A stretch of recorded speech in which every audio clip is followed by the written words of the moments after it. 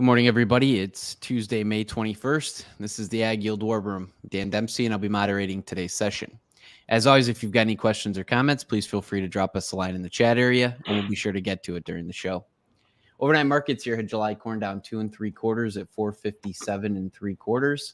July soybeans were down 10 at 1238 even, and July Chicago wheat was down 2 at 686 3/4.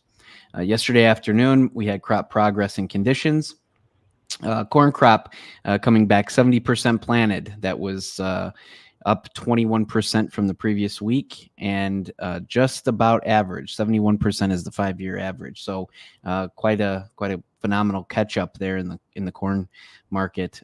Beans 52%. That's 35% last week and 49% for the average. So we're now actually ahead of the 5-year pace for soybeans being planted. Winter wheat ratings dropped 1 point to 49% in the good to excellent category. The ratings for this time of year are still higher than that of 2020. So the prospects for a pretty solid winter wheat crop are still in the makings there. Good morning, fellas. Not much else in the way of other fresh news. We've got a pretty big and volatile weather system moving through kind of the upper Midwest right now. For all intents and purposes, Iowa's got full coverage that's rolling through. We hope that everybody's safe in the way of that storm. That looks like they've had already a couple of tornadic outbreaks here this morning. So best wishes for all those folks out that way.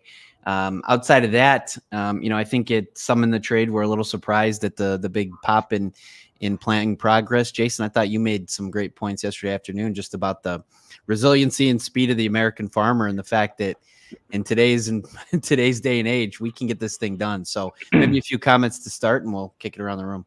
Yeah, sure. Thanks, Dan. Yeah, we kind of talked about this yesterday, right? Like we were getting behind as of last week, 49%. You look at some of these years where it took, 2019, everybody obviously remembers. And I kind of made this comment that, it was okay by this time, but it took for us to get to 89% planted. It took us well into June, right? So, I think there's a lot of hesitation with the wet Midwest, up to this point, right? But, like I mentioned yesterday on Twitter, right, you saw a lot of muddy planters. You get to a point where, okay, well, the conditions aren't perfect, right? But I can still get it in the ground. And I think a lot of it's the forecast. The forecast doesn't show a whole lot of relief. So it's kind of like, why wait?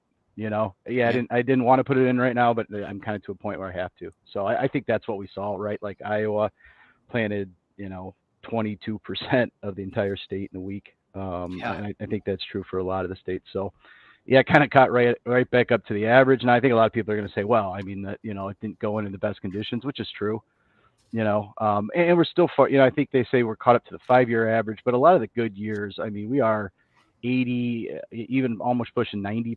So 70% is still, we're going to have a lot of the crop that isn't planted ideally in the ideal conditions, planted a little late.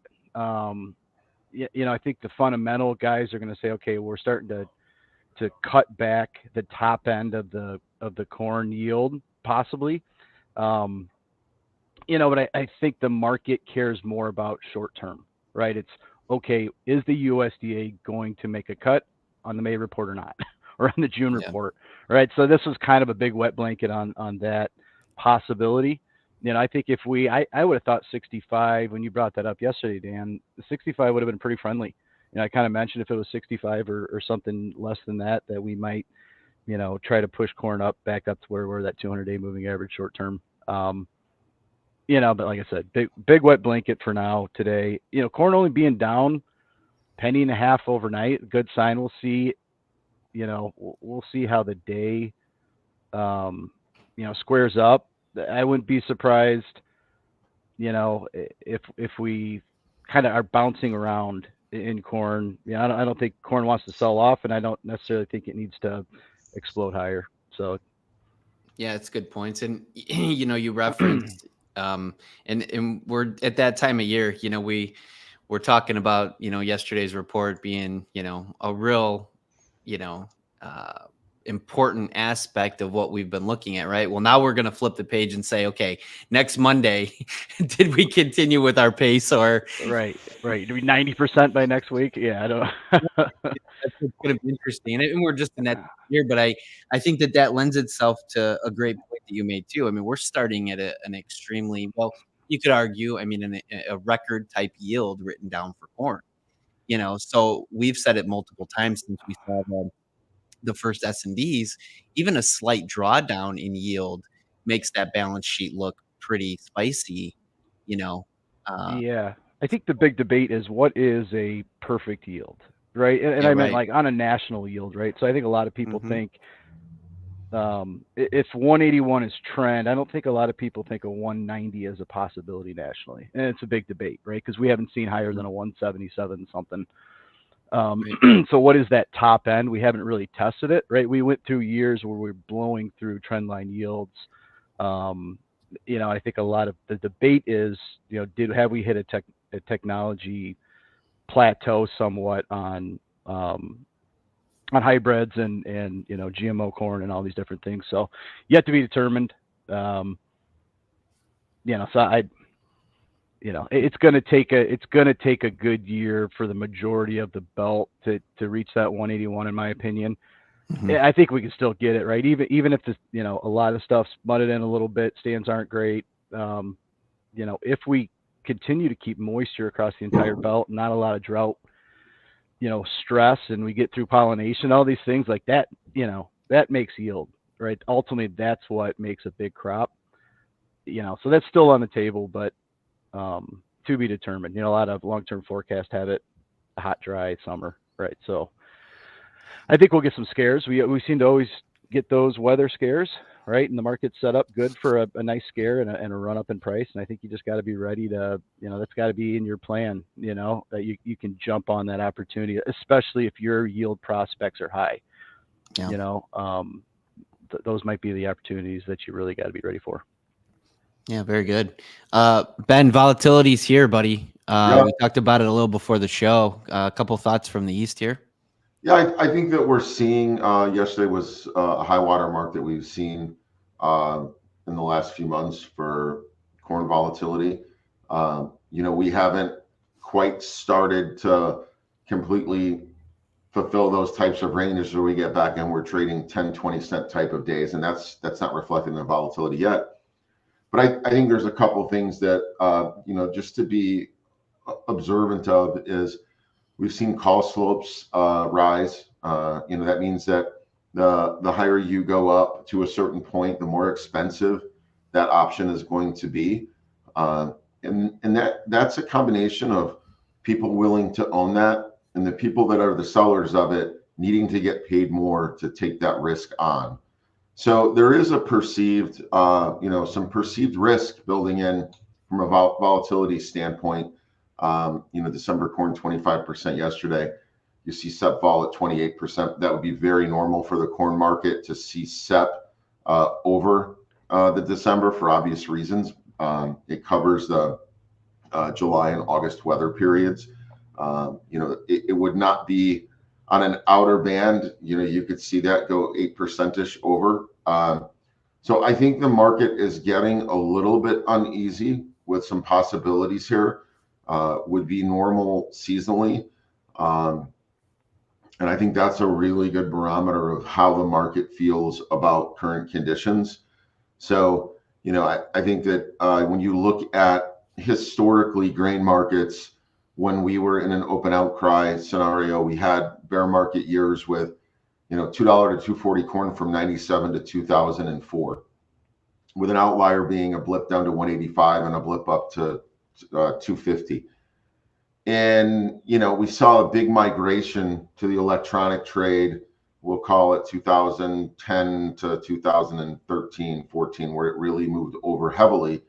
And we saw greater ranges even in bear markets. And 2017 was the smallest range year that we had in those years, and it was 75 cents. So, just kind of looking at the makeup of our markets, they somewhat are built for volatility based on speed. Some large participants the ability for us to reprice these things quickly. So, I think that we continue to see a build in volatility until we have a more accurate representation of what late June through July weather consists of. And I think as we drag this planning pace out, we can kind of extend that pollination period. So, I like seeing the vol go up. I think it creates some unique opportunities for people that are looking at those types of transactions. And hopefully the price action follows the volatility action, and we satisfy that kind of growing risk that the markets perceive. That's good. It's good stuff. I appreciate the feedback there. Rylan, we got a couple minutes here. Is kind of a cooling down in the box beef market here. Kind of weighing a little bit on cattle. What's your thoughts? Yeah, I mean, we did trade to a new high for the move yesterday, and cutout was just kind of mixed. So I think everybody's looking at the complex, asking themselves if the Memorial Day demand is starting to dissipate here a little bit. So we may have seen a little bit of a high in choice cutout for the time being, but the futures seem to be a little bit cautious now, just getting ahead of that. So we'll see how that goes. There really hasn't been any cash trade yet to speak of. And now, as we talked about yesterday, the discount in June relative to cash starting to narrow up pretty good. And I think that's kind of been the focus and probably will be for the time being. And we'll see if we get any more last final push here and cutout to start things off. But slaughter was a little bit above last week so far, still below last year. So I think those are the numbers just for everybody to kind of trade the day to day. So that's what we're going to be watching here. Open interest was down, 508 contracts. So kind of a small move. So it looks like you got a little bit of covering on this move. And I think everybody's just waiting to see if the fundamentals are really going to prove out. As far as the hog market goes, got actually a little bit of strength for once. So wouldn't be surprised if we see a little bit of short covering here now that we've kind of reached this point. Prices have just been just under serious amounts of pressure. The managed money's been liquidating pretty aggressively.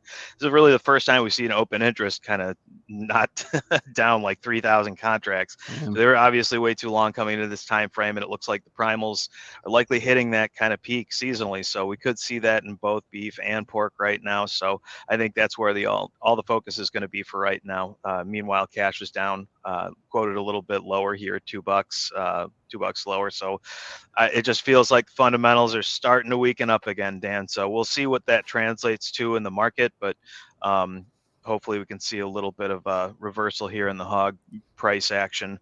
Cattle market, especially feeder, has been very sensitive to this rally in corn. So if there's going to be another big surge here in corn seasonally, and there's more concerns about planting if it gets delayed, to a large degree, I think feeders could be pretty vulnerable here. So it's also something to keep in mind. Yeah, and you got kind of a short week on the slaughter side because of the holiday. So, you've seen everybody, we should see the next couple of days things materialize in terms of getting coverage and everything bought up before we head into the long weekend. That'd be fair to say. Yeah. Absolutely. And we'll see if the Packers decide to reach to kind of fill those slots this week. So I think the expectation right now is just for kind of steady cash, maybe even a little bit firm if we see some follow through in the beef towards the end of the week. Okay, very good. One other piece of administrative news here is June options go off on Friday. So if you've got any June options, get in touch with your consultant there. They can go through what the next plan of attack is. We will have ethanol production out tomorrow morning, followed by export sales on Thursday, and then followed by Friday with the long holiday weekend for Memorial Day. So as always, we are streaming live every day that the markets are open on X, Facebook Live, and YouTube Live at 8:15 Central Time. Appreciate all the thoughts and comments this morning, guys. It was a good conversation, and we look forward to talking to everybody tomorrow morning. We hope you have a great day.